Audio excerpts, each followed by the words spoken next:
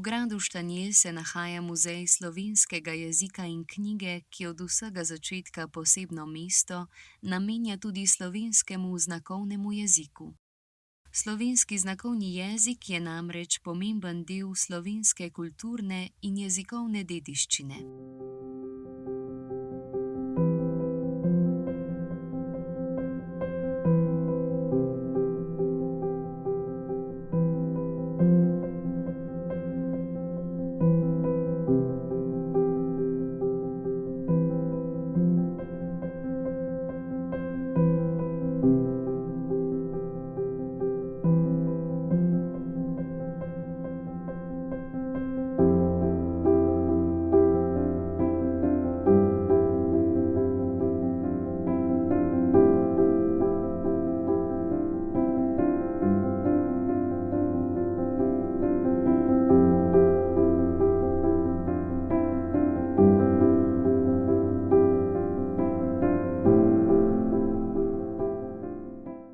Dolgoletni napori zveze, da se prepozna slovenski znakovni jezik tudi v smislu muzeja, so uresničeni. Zelo smo počaščeni, da je Republika Slovenija v muzej o slovenskem jeziku in knjigi umestila tudi slovenski znakovni jezik.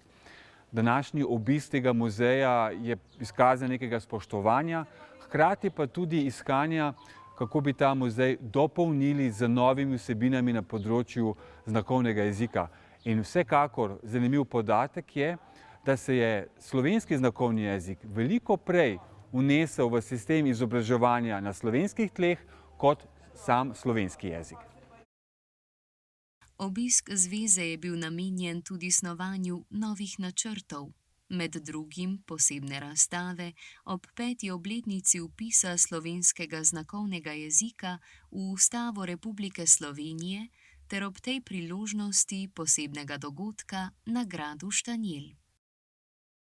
Na obisku muzeja smo se pa tudi dogovorili za dva posebna sestanka. Prvega z kustosom te razstave, ker bi v letu 2026, ko v Sloveniji obeležujemo 5. obletnico vpisa znakovnega jezika v Ustavo, pripravili posebno razstavo v sklopu Muzeja slovenskega jezika na temo slovenskega znakovnega jezika. In tudi nas čaka sestanek z vodstvom muzeja, da bi ob tej priložnosti tudi imeli prav poseben dogodek na gradu Štanjel, posvečen znakovnemu jeziku. To, kar nas je pa prijetno presenetilo, pa je, da je vodstvo muzeja prepoznalo, da je znakovni jezik zanimiv in da se kaže velika verjetnost, da bo do tega sodelovanja tudi prišlo. Slovenski znakovni jezik tako ni le zapisan v Ustavi Republike Slovenije, ampak postaja vse bolj prisoten tudi v kulturnih ustanovah. Muzej slovenskega jezika s tem odpira vrata večji dostopnosti in razumevanju, da jezik v vseh svojih oblikah povezuje skupnost.